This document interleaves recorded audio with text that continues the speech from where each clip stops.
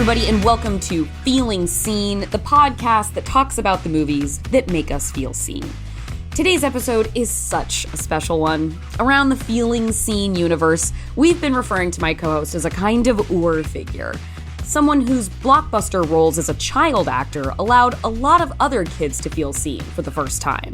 Huy Quan is currently starring as several different Waymonds in Everything, Everywhere, All at Once, a movie that has been gradually rolling out into more and more theaters across the country for the past couple of weeks. This marks his return to acting after a decades-long hiatus that was opted into, but in a lot of ways, not opted into at all. It's a hiatus that he took because he didn't feel there was a place for him in Hollywood anymore, at least not in front of the camera. We'll talk about how that's changed for him and what movie made him realize he could give it a try once more. And then later in this episode, of course, because it is the 20th anniversary of a landmark film, I will have one quick thing to say about Bend It Like Beckham. So get ready for that. But now, without any further ado, let's go to my conversation with Huy Quan. It is a true honor and a pleasure to introduce my co-host for today. He's somebody who could have been with you your entire life, really. And you are revisiting and re-getting to know him again. You may be familiar with Huy Quan's work from those early days in The Goonies as Data, or in Indiana Jones and the Temple of Doom as Short Round, but you will know him well now from his starring role in the beautiful and brilliant and mind-bending new film Everything, Everywhere, All at Once. Huy Quan, what have I left out in your introduction about you that we need to make sure that people know? Because you've had very fascinating jobs in the industry over the years, and I don't want to sell short anything you've done. Oh my God, Jordan, what an introduction. Thank you. Thank you for having me. I don't think I can do better than that, okay?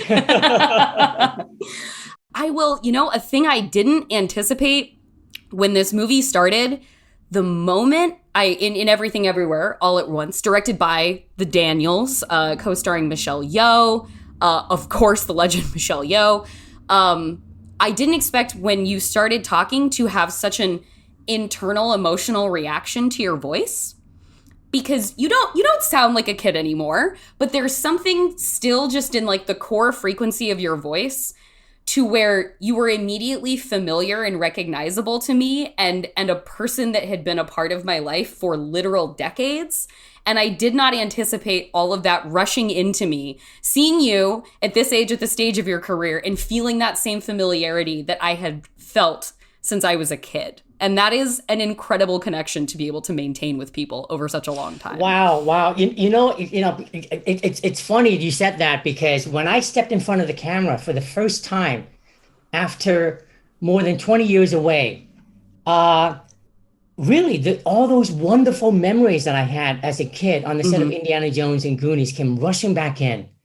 And I remember having, a real sense of familiarity.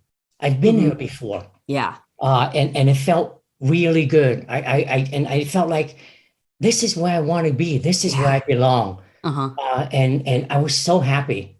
It seems like, at what point in working in Everything Everywhere, at any point were you able to kind of be like, this is my job. I'm doing my job. I am a career professional. Or was it always kind of inextricably wound together with the momentous retransition in your life back to being in front of the camera, having, worked in front of the camera when you were a kid, and then stepping away after so long of like not having the choice of roles that you would have liked, not having a ton of like work options come your way that you wanted to pursue, and opting to go behind the camera instead, going to film school. Was there ever a point when there was a normal day at the office in this, or was it always kind of emotionally laden with, working through a lot of layers at once? Especially you're in a role where you're working through a lot of layers at once. For many, many years, I lied to myself.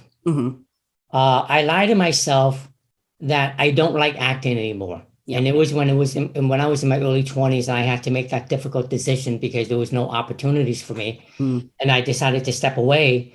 And you don't decide to step away and then all of a sudden your passion for that profession is gone. No. It doesn't go away right away. So I had to keep lying to myself and say, Key, you don't like acting anymore. You don't like acting anymore. And every time I had that urge to want to step in front of the camera again, it was so painful, and then I would just bury it. And it took me a long time to bury that passion. And when I allowed myself to be honest with myself, and I said, you know what? I can't deny the fact that this is what I want to do again. And it was really emotional for me. It took me a long time to make that decision because I know I can't go back. There was no going back. Yeah. I've unearthed it. I've taken out the box that I've buried so deep, and it's opening again, and I cannot close it now. No, there was no, I know that. I understood that. And I struggled with it a long time, just as long as I struggled walking away from it. And I had like many nights of discussion with my wife. Yeah. Should I do this? Do I really want to do this? When I finally made the decision, and I allowed all those emotions, all those passions, all those years came rushing back to the surface. You know, I had the luxury of looking at how to put a movie together, how to make a movie from many different perspectives. Yeah. Many different angles. But I was so happy on this set. I only put on one cap, which was the actor's cap. I didn't want to be anything else. I didn't want to think about anything else. I just want to enjoy being an actor. That I didn't get to enjoy for many years. So yeah, every day it was a gift, and I treasure every single moment. Of course, having said that, I mean, it was a lot of work because it was a tight schedule. We shot the movie in 38 days over an 8-week period. So every day we were moving along at a rapid pace. But I never, at the end of the day, I would really take it in and enjoy how beautiful it is to be on a movie set as an actor. How was that first day sort of shooting? That feels like it could be like, I mean, obviously you prepped for months. You were working with a body coach to like work on your physicality. You were working with, I think, like a voice coach. You know you're having to play all these myriad characters, the multiverse versions of yourself. And so like you're in the work, you're focused, but was there a moment where you had to kind of shake it off the first day and be like, oh my God, I'm back? Absolutely. I mean, no matter how much prep you do, I realize now that when you are in the moment where you're on the set in front of the freaking Jamie Lee Curtis, the freaking Michelle Yeoh and James Hong, I mean, nothing prepares you for that. And I literally had a moment of panic attack. And I remember there was the very first shot. And when we were done with that shot, I ran up to the Daniels. And I said, oh my God, was that good? Was that good? Is there anything you want me to change with my performance? Yeah. And they said, no, you're fine. And then they moved on to prep for the next shot. But still, I was really nervous. And it wasn't until there was one shot that I did, and Jamie Lee Curtis, as experienced as she is, she is always by the monitor watching. She's never in her dressing room. She's watching by the monitor. And when that shot was over, she ran up to me and she gave me a big hug and a big smile. And she says, Key, that was fucking incredible. That's so heartening. To get that praise from her meant so much to me. In fact, I even got a bit emotional. And I walked on the set the next day with total confidence. And that's how I finished the movie. And Everything Everywhere All at Once is it's interesting to describe because you could get into the minutia of it with a person you're trying to tell them about it, you're trying to talk about it to, and be like, well, it's a story of string theory and multiverses and action and combat and coming together and interpersonal relationships. And you could start getting into the weeds of how interdimensional mental travel works, or you could just say, it's the story of a family that's lost its connections to one another and has to go through an extraordinary series of circumstances to find their way back to their core of each other. And that, too, is an explanation of Everything Everywhere All at Once. And it's phenomenal how this movie manages to take execution that is so sprawling and so delicate and just a high wire act the entire time. And also there's a giant bagel that's a void of space and time where nihilism pours into the universe. It is fascinating how this movie carries off its emotional balance amidst the spectacle. And it was so incredible to watch you specifically give this heart-rendering performance of this father, this husband, this man whose love kind of becomes the overpowering magnetic force, keeping everybody glued in one spot when everything else is trying to pull them apart. And I found myself crying multiple times when Waymond is like beseeching the people around them to just care for one another. And I wanted to hear from you about the emotional work of getting to this really expressive place and being kind of the romantic hero of everything everywhere. Is that a surprising read to you? Do you feel like that's an appropriate description of Waymond, like as a romantic hero character? Like, what do you think of that? Wow. First of all, that's what's so brilliant about this script and about the Daniels. Mm-hmm. On the surface, it's a big science fiction, action, comedy, drama. Yeah. But like you said, at the core, it's about this family and it's about love and connection. And I think the movie works, it's because of that. Mm-hmm. If you take that away, mm-hmm. it's nothing. But it's so beautifully written and shot and directed. Mm-hmm. It's incredible. And I think I love my character Waymond and what he stands for. Mm-hmm. He's a true believer. He's a true believer. He's a true believer. Yeah, he loves his family so much. He's a believer in empathy and kindness and love. In fact, when Jamie Lee Curtis saw our movie for the first time, mm-hmm. she was so moved and touched by the message mm-hmm. of our movie. She sent all of us a poster and it said, note to self, be kind, be kind, be kind. Mm-hmm. And it's so beautiful. And, when I read the script, I cried so many times. Mm-hmm.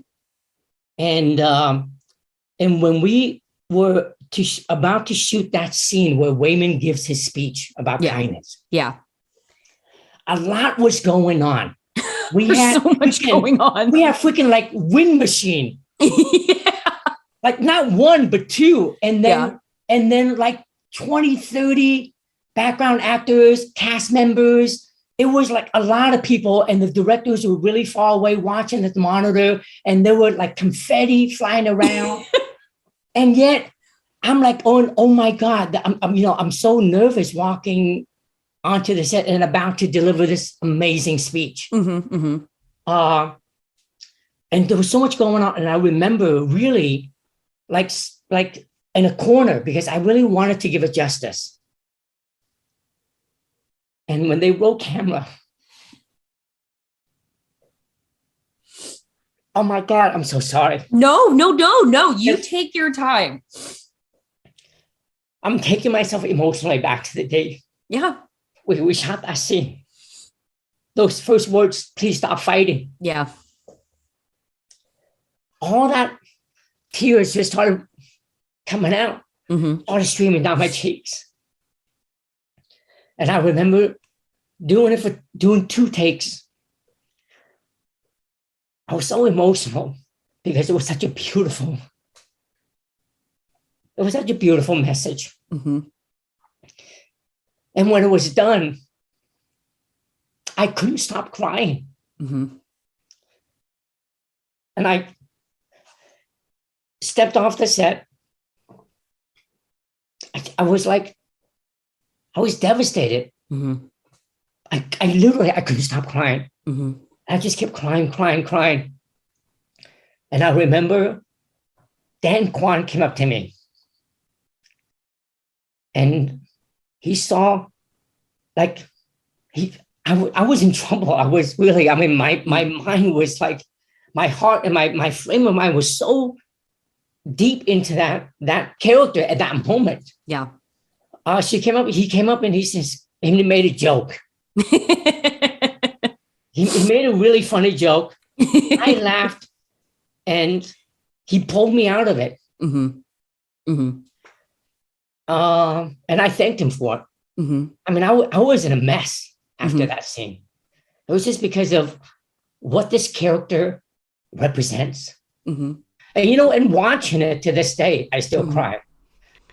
And what is that Waymond represents? What is the power of this character for you? And what do you think the potential power of this character is for other people? Well, we have, oh my God, the world has gone through so much for the last couple of years. It has been truly everything, everywhere, all at once. Like, for real, like, honestly. Yeah, and oh my God, I'm a mess again. I'm so sorry. I'm a mess. This is hard, man. This is hard. I wasn't expecting this. Come on. I thought you would be like asking simple questions. All right. Oh, I'm so sorry. We bait and switched ask me what it was like working with Michelle, or Jamie Curtis, for God's sake, but I mean, it's, it really, I mean, everybody has gone through a lot in the last couple of years. Yes. Everybody that I know has experienced some form of loss. And the stuff that we have been seeing in the media and the horrendous stuff that is happening in Ukraine right now. And if, my gosh, have we not learned anything at all? Right. And here is this wonderful character that no matter what happens, he doesn't give up hope. He doesn't lose sight of how grateful he is, how lucky he is. I feel that. And honestly, I mean, if people can, if there's one thing that they can get out of this movie is, I hope they all understand how important it is to have empathy. Because empathy creates a pathway for understanding and acceptance. Well, and I think too that the author Mary H.K. Choi, she went and saw the movie and she talked about it afterwards. And a thing that she talked about feeling so healed by the movie, and the movie creating a space for her to feel really healed with a ton of the, all the news that we're bombarded with here at home about hate crimes against Asian and Pacific Islander people, against this like swell of nationalist sentiment that brings violence upon your community and your neighboring communities. And a thing that she really rejoiced in about Everything Everywhere was its poignancy, but its silliness too.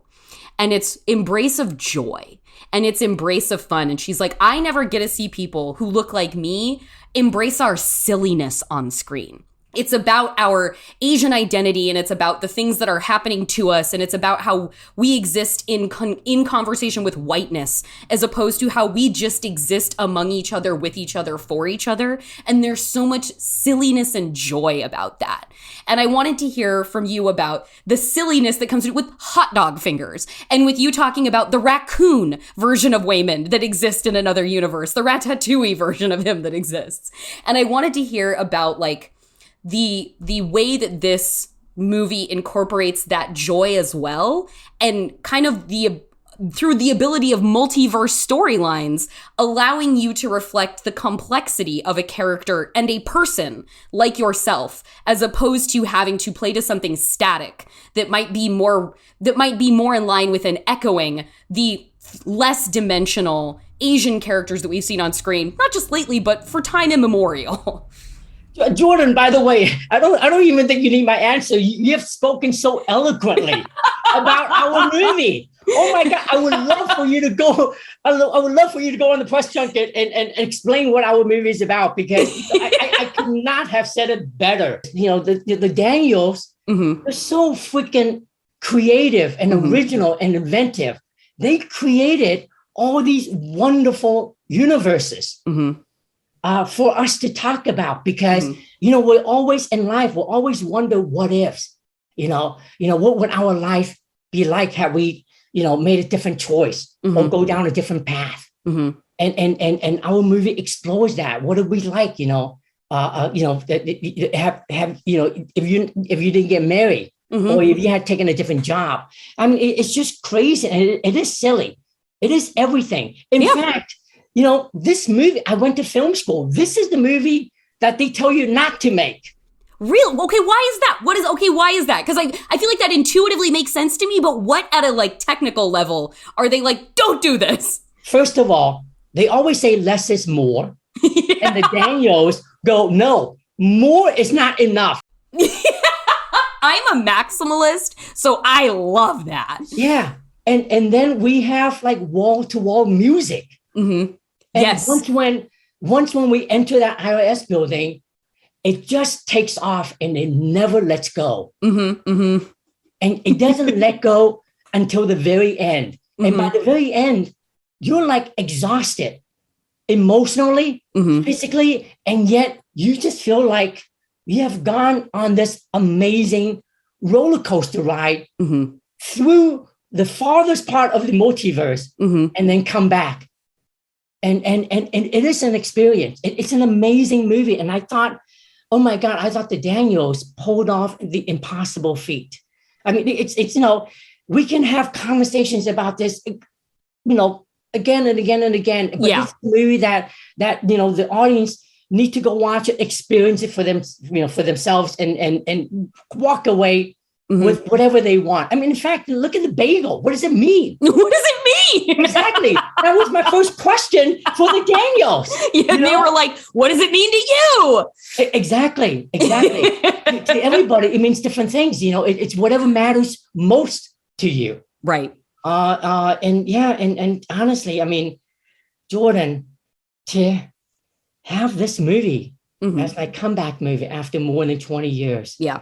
And I was so nervous right before it came out, because I really didn't know what the audience think about my return. Yeah. The last time they saw me was, I was a kid. Yeah. That's all they remember me mm-hmm. by is Short Round, Indiana Jones and the Goonies. Mm-hmm. And I'm very proud of those movies. Yeah. There's always a part of me that, I'm happy that they love those movies. Yeah. But I'm an adult now, and yeah. I would love for people to go, Key, you were great in this movie. We love you as Waymond. Oh, by the way, you were also great in Indiana Jones. And yeah. Yeah. Loved you as Data too. Yes. I'm still processing how this moment came to be. Really, I'm feeling very grateful, feeling very blessed. I have a lot of questions. I don't have a lot of answers, mm-hmm. But just ever since our movie came out, hearing and reading all those wonderful reviews, all those wonderful comments on our movie, yeah, and on my performance has been, oh my God, I'm it's brought me to tears again and again and again.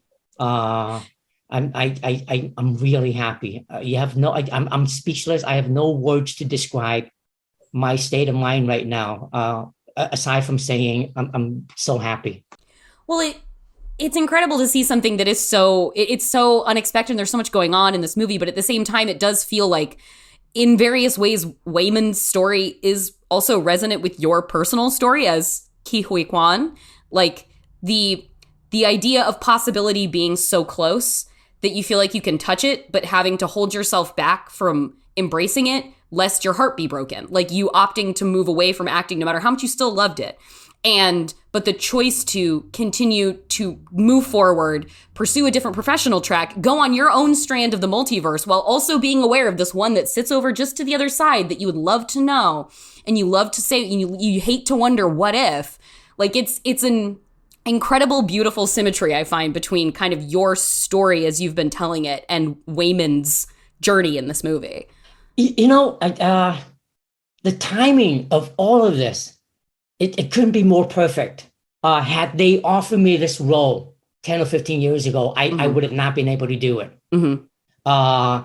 And for me to emotionally go there for these characters, I mean, I took myself back my entire life, all those experiences that I have in life, all the ups and downs, all the peaks and valleys. And I always say this, a full life is a life full of ups and downs. And I wouldn't change a thing. Mm-hmm. I almost feel like, everything had to happen in the order it did for this very special movie to happen for me. Yeah. And I mean, I poured my entire life into these three different characters. They are me. They represent different phases of my life. Yeah. Different times when, for example, when things were bad, I looked to Waymond for his hope and love and kindness. When I wanted to give up, when I wanted to step away from this industry completely, I looked to the alpha Waymond because he's a fighter. Yeah. He's a fighter. He doesn't give up. And I understand the CEO Waymond completely. I understand the loss he felt, even though he's super successful. He has all the money in the world. Yeah. And so is Michelle's character, Evelyn. But yet, if you look at them in that movie star universe, they're not happy. Yeah.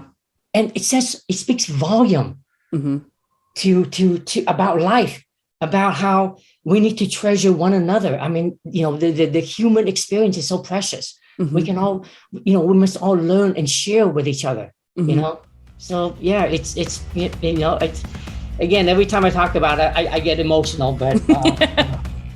We're going to take a quick break, but we will be back to talk more with Huy Quan.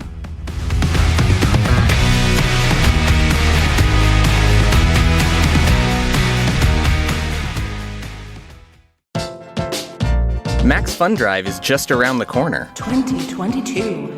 Starting April 25th, it's the best time of the year to support your favorite shows by becoming a Max Fun member or upgrading your membership. Just 2 weeks.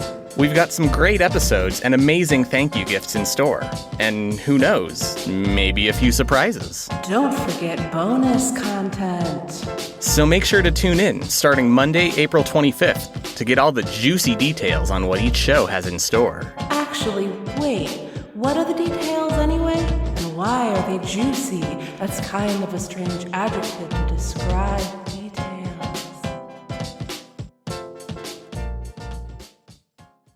Look, it's a rough world out there, especially lately. I get it. So let's take care of our minds as best we can. I'm John Moe, host of Depresh Mode with John Moe. Every week, I talk with comedians, actors, writers, musicians, doctors, therapists, and everyday folks about the obstacles that our world and our brains throw in front of us. Depression, anxiety, traumatic stress, all those mental health challenges that are way more common and more treatable than you might think.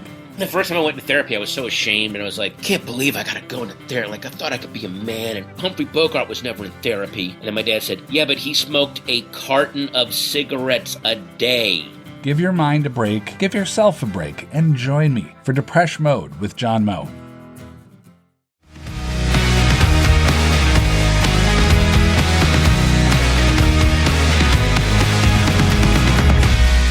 Welcome back to Feeling Seen. I'm your host, Jordan Crucchiola, talking today with Huy Quan.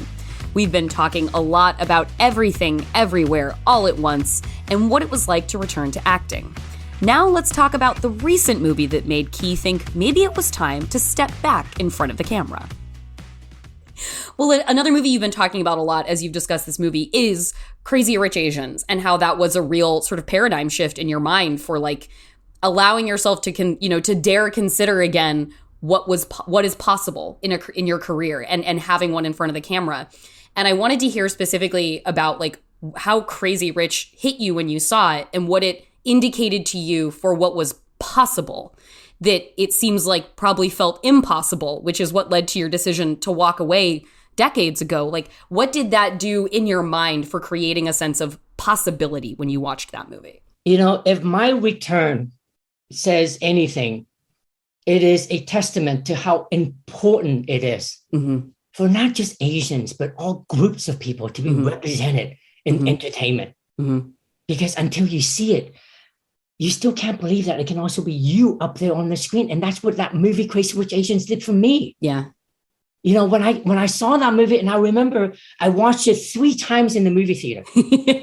I cried every single time. I cried not only because it was a very moving story with amazing characters. I also cried because I had serious FOMO. Oh yeah, for real, yeah. I started in this business in the early 80s, and to watch all my fellow Asian actors up on the screen. Yeah, I was like, oh my God, I wish I was up there with them. Mm-hmm. And really, and that was when the idea of getting back into acting started to take place. I couldn't believe it when I saw it, because, oh man, this was what I wanted for so many years, you know? And what's incredible is that over the years, I've met a lot of Asian talents working in Hollywood. Mm-hmm. They always come up to me and they go, Key, oh my God, you're the OG, man. Thank you for paving the way for us to be here. Right. And what's really interesting is that they are the ones who paved the way for my return. Over the last few years, the last 20 years, they have been relentlessly chipping away all those roadblocks, mm-hmm, mm-hmm. keeping at it. When the time was tough, they never gave up, and I'm grateful to them. I'm so happy. Again, you know, like I said, I don't want to look in the past. I want to look into the future. Yeah. Because I'm very optimistic. I'm very inspired by what's been happening in the last few years, mm-hmm. And I'm hopeful where things are going. Do you feel like, with like knowing that, like, you know, say you walk forward and you carve the path as far as you can, and then these people come after you continue, they are your successors, and they carve the path ever further forward. Do you feel like at a place where you are now, you back working, you have worked with this phenomenal cast, these phenomenal filmmakers, and do you feel like there is a more sense of a peer community around you of actors that was that there before when you were younger and looking for roles? Or do you feel like now there is a greater movement of solidarity around you where they're like, you're all pushing together as opposed to one person at a time kind of cutting through? There is definitely a much more solidarity. Yeah. In our community now. And I'll tell you the story, and really, and this will maybe paint a picture to show you how difficult it was in the 80s.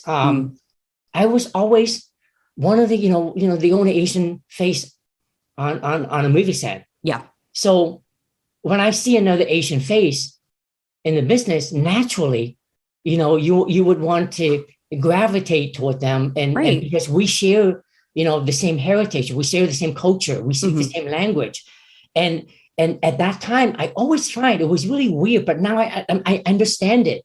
They were always reluctant to get close to me because they want to assimilate. Yeah, and you know, with everybody. If you align with whiteness, you align with power, and you align with opportunity. Exactly.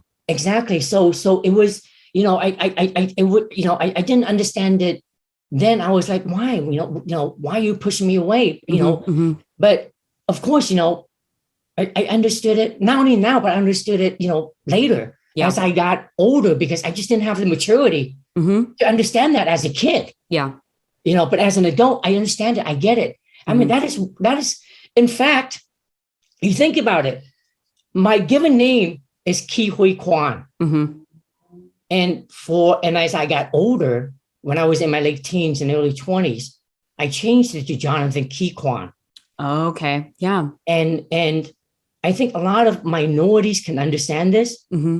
Our names, you know, oftentimes can take, you know, a minute or two to figure it out.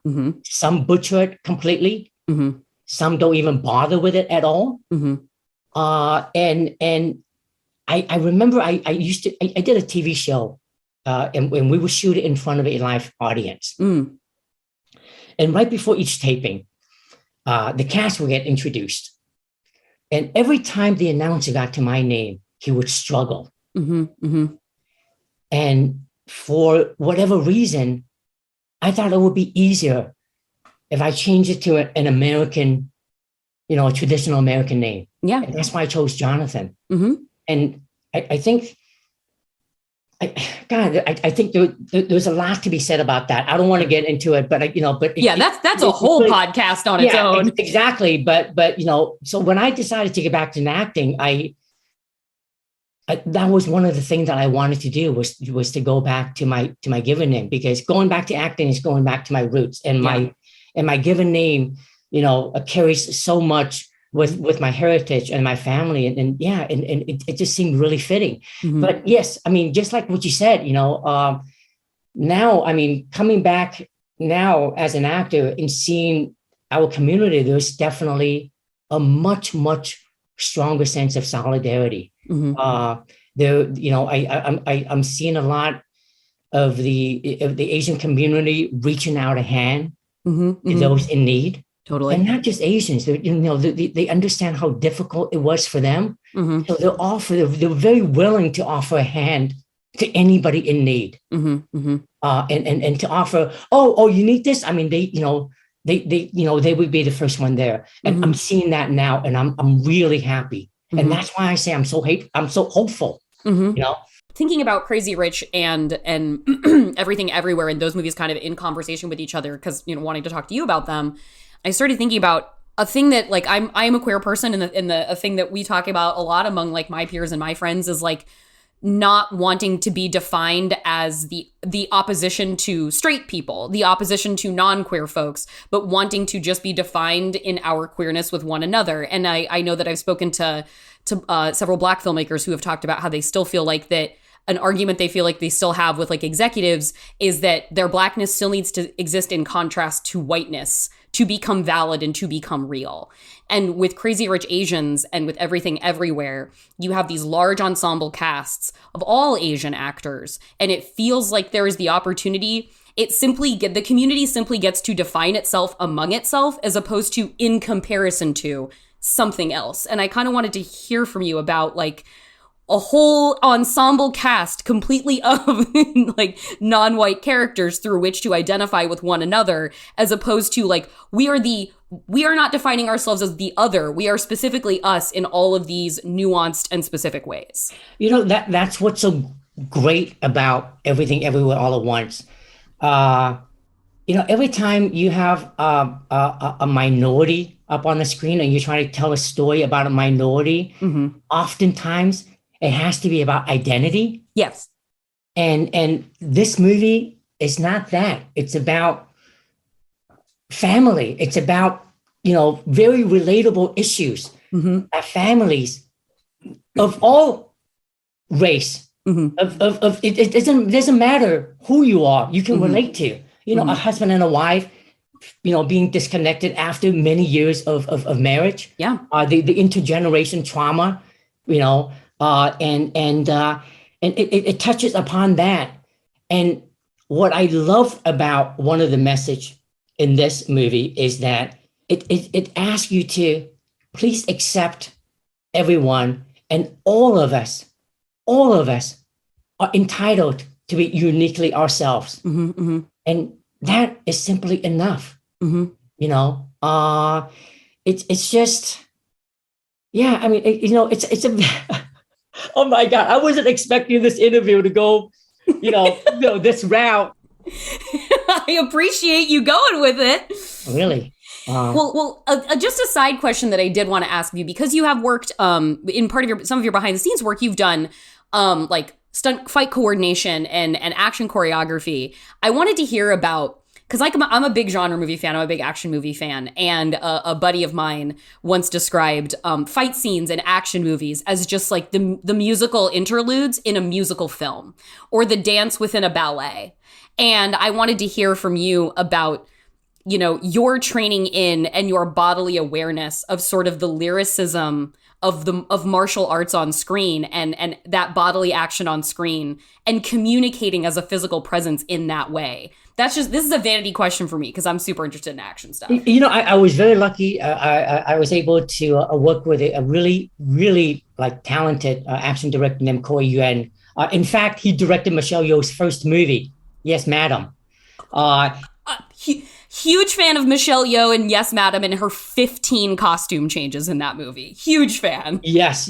So I was really fortunate to work with him, and for many years he took me under his wings and taught me what it takes to do an action sequence. And a good action sequence is not just about punches and kicks.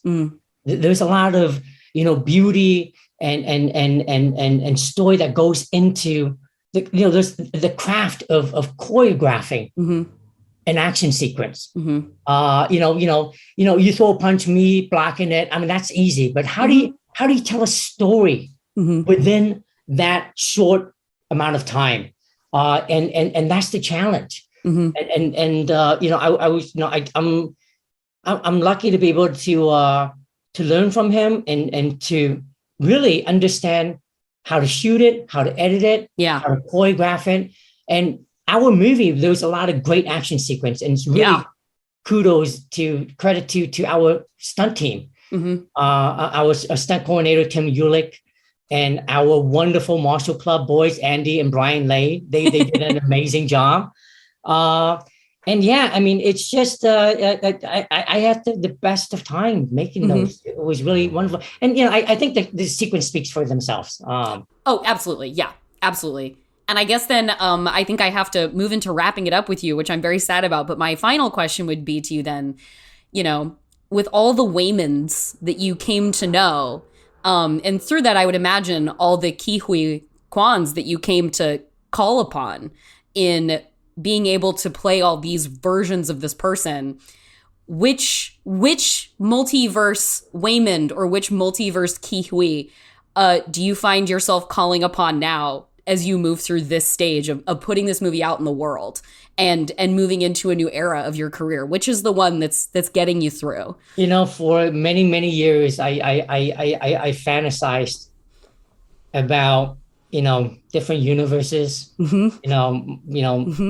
what I would be like had I had, different opportunities. Yeah. But to be honest, I kind of like the present universe. Yeah. I really do, because, I like things. I like where things are going. I like where I am now. I'm still incredulous how all of this came to be. How fortunate and blessed I'm feeling now for this movie, for this opportunity to work with this amazing cast. Believe me, I've spent a lot of my younger days daydreaming. My mind is not here; it's elsewhere. But I think now I want to be here. I want to be in the present. I really want to enjoy this moment. It's been incredible.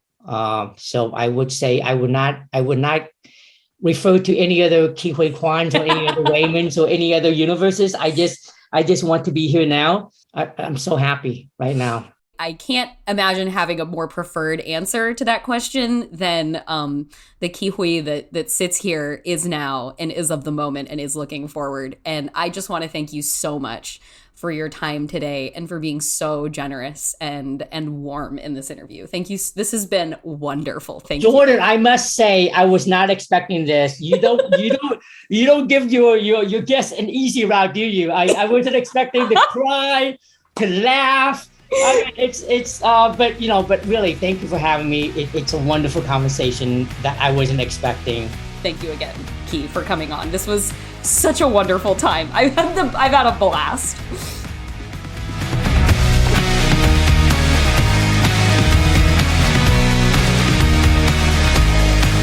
I can't thank Huy Quan enough for sharing his story with us today. I was so excited when I found out, you guys, that we were going to get to have a conversation with him, and I feel so privileged that he took the time to talk to our wonderful little podcast. If you haven't seen Everything Everywhere All at Once yet, and you are able to get to a theater, please go check it out. Now's the time. It is something that really, again, if you're comfortable doing it, that is really best experienced on a big screen. And shouts out to fight coordinators, the Marshall Club, for the incredible work that they do in this movie. Marshall Club, you're kicking ass. I cannot wait to see more of your work in more movies to come.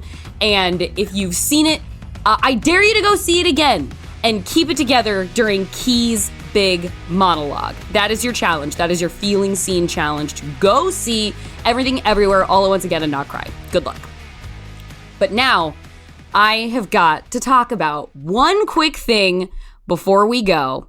And that is the incredibly special 2002 film from director and co-writer Gurinder Chadha that co-stars in two formative performances. If you are anything close to a millennial, particularly a millennial woman, the part of Jess, played by Paraminder Nagra, and the part of Jules, played by Keira Knightley.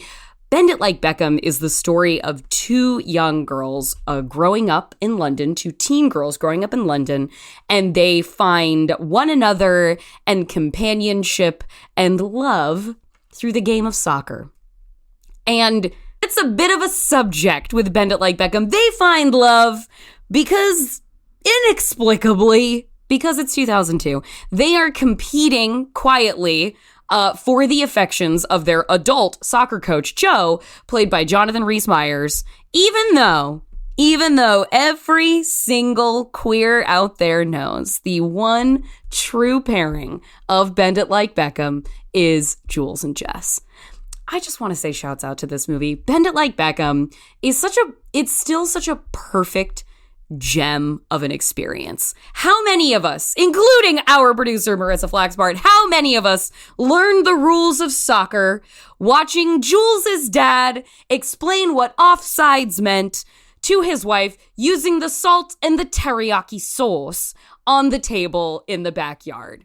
I kind of feel, not quite to the same height, but I kind of feel like sentimental about Bend It Like Beckham in a similar way that I feel to it about Now and Then.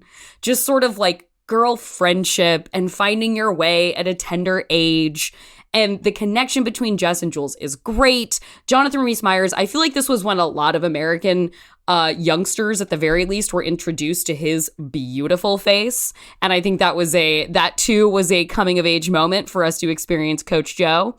But also for all these years, somebody responded to me on Twitter talking about this movie and said that Bend It Like Beckham is the gayest straight movie ever made. And that's just gotta be true, you guys. There are so many stills that you can pull from Bend It Like Beckham where it's like, oh, and this is where Jess and Jules make out. Oh, it's not. Oh, they're heterosexual. There's even a plot line in it where Jules's parents, mom particularly, is very concerned she could be a lesbian, leading us to the iconic line from Keira Knightley, just because I wear trackies and like sport does not make me a lesbian, as Keira Knightley says. And you know what? Let's give a moment of praise to both of these lead actresses. Paraminder Nagra is absolutely wonderful and tender and kind of ferocious at times in the part of Jess. And this is the breakout for Keira Knightley. We get her in Bend It Like Beckham in 2002 when she's probably 17 years old. She may have filmed this movie at 16. And then just the next year, we get her in Pirates of the Caribbean and Love Actually, where she is a 17 to 19-year-old girl, depending on when these movies were filmed and came out, being pursued by or marrying considerably older adult men. But this is the movie that really introduced us to her star power and her peerless jaw acting. And as somebody who is a sucker for a strong jaw, Keira Knightley, all-time star, all-time hottie. Thank you both, Paraminder and Keira, for being queer icons. We're all out here waiting still. If we got the Santa Clara Years sequel to Bend It Like Beckham, where they went off to college and found love with one another as like upper division collegiate soccer athletes, I think we'd all be pleased to receive that right now, to see Jess and Jules maybe raising their family in beautiful Santa Clara, California. I don't know. It's a possibility. But yeah, thank you, Bend It Like Beckham, for 20 years. Thank you, Bend It Like Beckham, for giving us one of the great going out outfits of the 2000s with Keira Knightley in the club, in her chainmail top, in her low rise jeans, and her belt with a million eyelets on it. This movie is a wonderful taste of the 2000s in certain ways. And if you know anything about me, you know that really plucks at the strings of my nostalgia. So thank you, Bend It Like Beckham, once again. We know you're gay, even if you don't know you're gay. So we live with that knowledge in our queer hearts as canon. And that is our show for today. You can follow us on Twitter at FeelingSeenPod or join our Facebook group at www.facebook.com/groups/FeelingSeenPod. You can also send us an email at feelingseen@maximumfun.org. If you want to follow me, I'm Jorcru on Twitter. That's JORCRU. Our theme music is by Andrew Epen. The show is produced by Marissa Flaxbart. Our senior producers are Kevin Ferguson and Laura Swisher, and this is a production of Maximum Fun.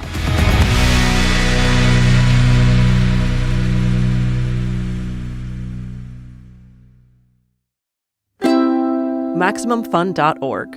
Comedy and culture. Artist owned, audience supported.